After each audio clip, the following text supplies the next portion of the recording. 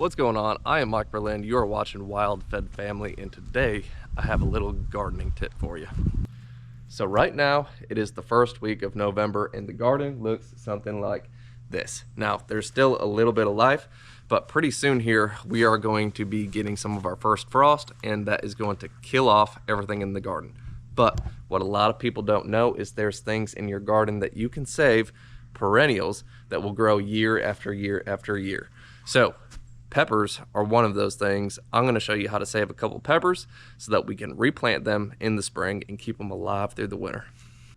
So all down through here I had a row of jalapenos and I had a row of banana peppers. Now the goats and the turkeys absolutely got in here and ravaged the whole garden, cleaned it all up, did a little fertilizing in the process. But what I do want to save is something else. This right here is a serrano pepper plant. This right here is a Tabasco, and that's also another Tabasco. And if you look closely, you can see all of these little buds still shooting up, even though the plant is completely bare. Now, typically all of your perennials are going to have a woody stem. These peppers do. It makes them very durable. But what I want to do before we get carried away is go ahead and clean these up just a little bit more. So this is the Tabasco plant right here, and what I want to do is make roughly an 8 to 10 inch ball around the main stem of this plant. So right up here I got a split, and just above the splits I'm going to simply prune that away. So here's another long one, prune that away, and so on. So I'm going to keep on going with this until I got a nicely shaped ball of just woody woody buds.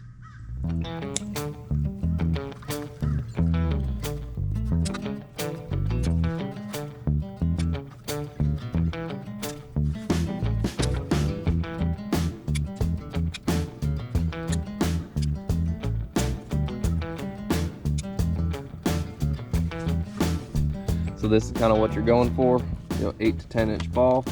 And the next step is to get this thing out of the ground. So this is pretty straightforward. Just with the pointed shovel, get down under it and pop it up the best that I can. And really, it's kind of good to pull all of this, used up, kind of nutrient depleted soil away from the root system. So this is pretty much what you're left with, but the next thing I gotta do is give it some food and some water. And in order to do that, we're gonna transfer it into a 3-gallon pot.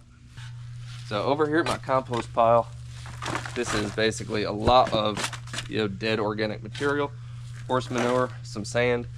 So I'm really just filling that pot up about halfway, maybe a little bit more, so I can stick this pepper plant in there and then just hand backfill to cover up these roots. Now all of this is unused, super nutrient rich soil that I kind of just add to year after year. And it also has a lot of horse manure and just general organic rot and compost in it. Slap full of worms, and pack it up just a little bit over the rim so it holds that plant in place and it has room to settle just a little bit.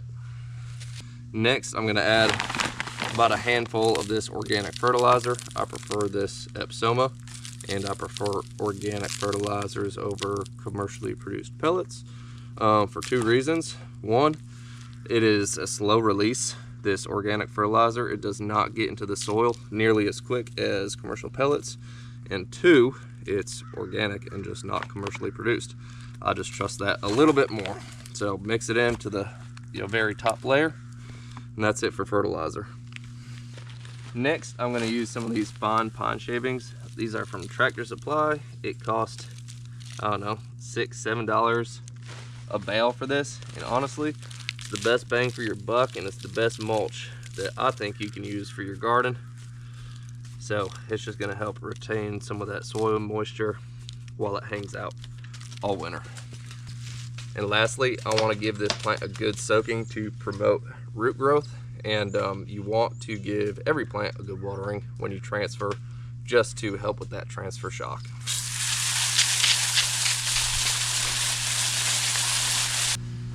So this plant is going to go in the greenhouse, and this is where it's going to live for the next 4 or 5 months. And if you don't have a greenhouse, that's fine.